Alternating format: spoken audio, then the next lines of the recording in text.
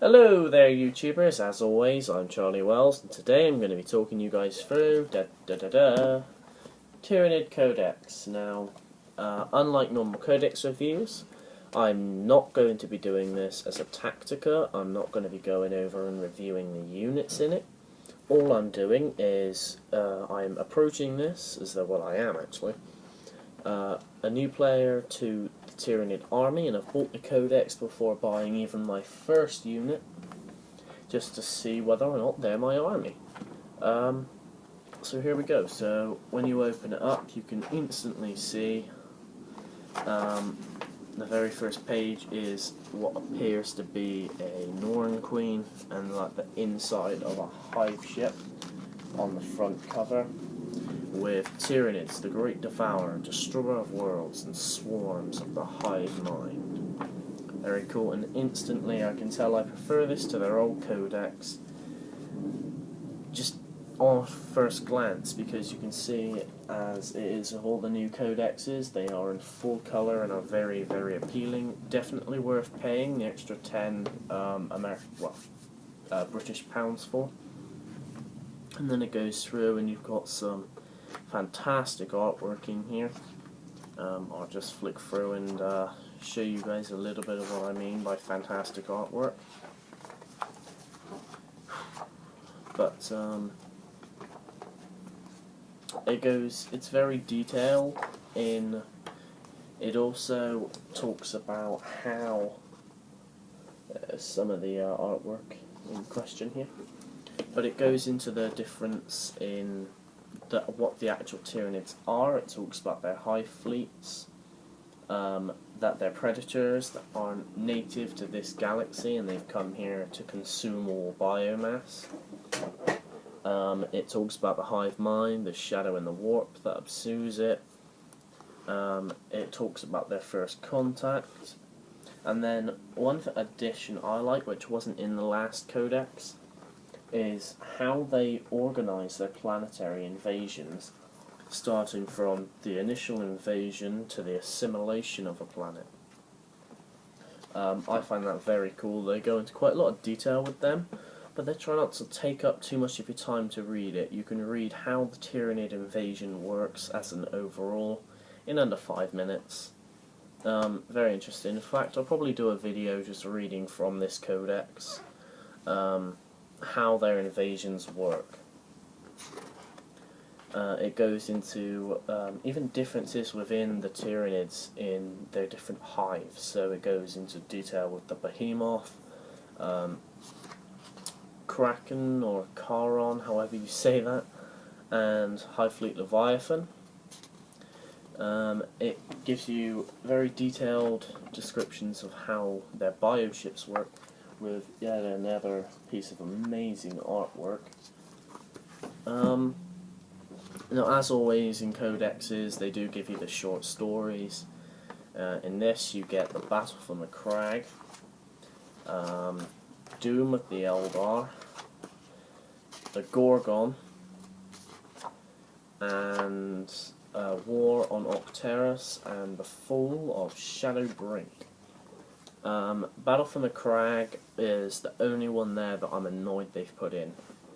I'm annoyed that they've put it in because so many years ago, like I think it was 10, when I think it was 4th edition come out, their box set was obviously Battle from the Crag, and they had all that story in there, and they haven't changed the artwork, and they haven't changed any of the storyline to it. Obviously they can't, because it's a historical event in their universe. But, I mean, they just haven't reworded it at all or extended on anything that happened.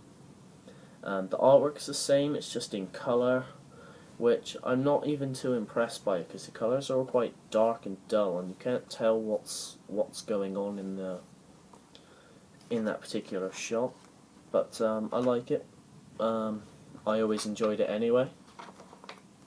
And then it goes into the Tyrannic Wars. Now, this is something I'm very interested in, and it lists all the Imperial encounters with Tyranids and their difference, and you've got 3 lists of that, consisting of, I think it's about 60 60 to 67 individual events where they have encountered Tyranids. I mean, I like the Doom of the Eldar. I really like that kind of short story in there. And basically, they've added every army they can, like the Gorgon is Tyranids versus Tau.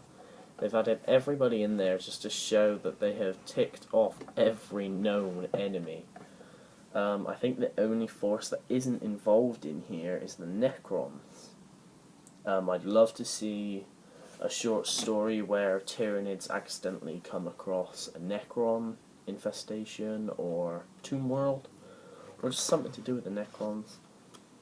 And then my favourite of the short stories, which I'd recommend reading to anyone because it's very interesting, is War on Octeris, which is the Orcs versus Tyranids, and it's very gripping. And do you know what? I'm going to do another short video on that, and I'll read that short story to everybody because it's very interesting. And I love how even the quotes, they've made them easy to read but sound very orcish. I'm going to read one of them now. This is Private War Boss Scarfang, or Scarfang. This ain't no stinking scrap against puny kids that run and hide behind walls when taking starts. No, this is proper fighting. Alright, this is proper fighting. However you want to do a stupid orc voice. I can't do the orcs. In fact, I can't do any voices. I'm pretty much useless at voices. My voice is horrible, and, you know, puberty sucks, but carrying on. I adore their maps. The maps of their universe, showing where all the Hive fleets are invading from. They're amazing. Especially in full colour. It's just fantastic. Scratch that, there are more short stories which I forgot to go over, like Galactic Feeding Grounds, and it shows a encounter between the Imperial Fists, and I believe that's even Grey Knights. I haven't read that one yet, so I won't give a short review on that, but I mean, some of the artwork in here is just gripping. Like this, it's all full colour, obviously, and I know I keep going back to the whole full colour thing, but it's just such a big improvement on the last couple of editions, well, all the other editions. It shows GW as a company growing and evolving, I guess, kind of like the Tyranids in a way, as, you know, they've eaten up all the money that we've been giving them and their price hikes and God knows what else. And sure, I don't mind paying a little bit more. Now I don't mind paying the extra £10 for the codex, because it instantly gives you this just amazing sensation of reading the book. So many hours of enjoyment, even if you just flick through and look at the pictures of all the units. And now I love how they've now done instinctive behaviour. I said I wasn't going to do a tactica in this video, so I'm not going to go into detail with that.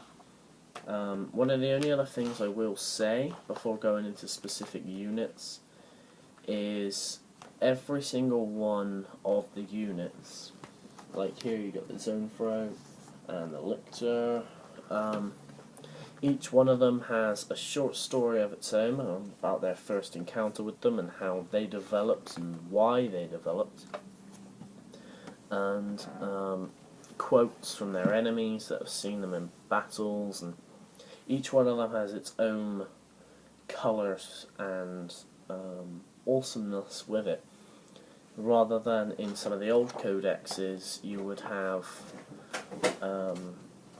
a thing on Hormagaunts and there'd be Termagaunts in the pictures and everything, and you wouldn't know what unit you were actually looking at if you were completely new to it before you went and looked at the pictures of the models themselves.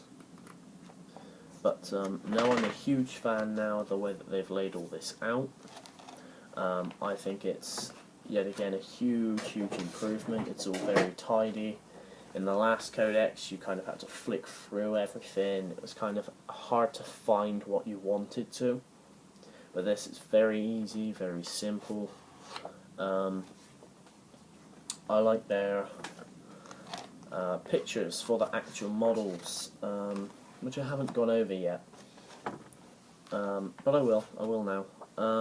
Especially there's one model in here which I've never even considered getting a Hive Guard unit, but I'm going to, and even though it doesn't fit with my Tyranid force, I'm definitely going to paint it like this, because some of these models, I'll show you the one I'm on about, is him.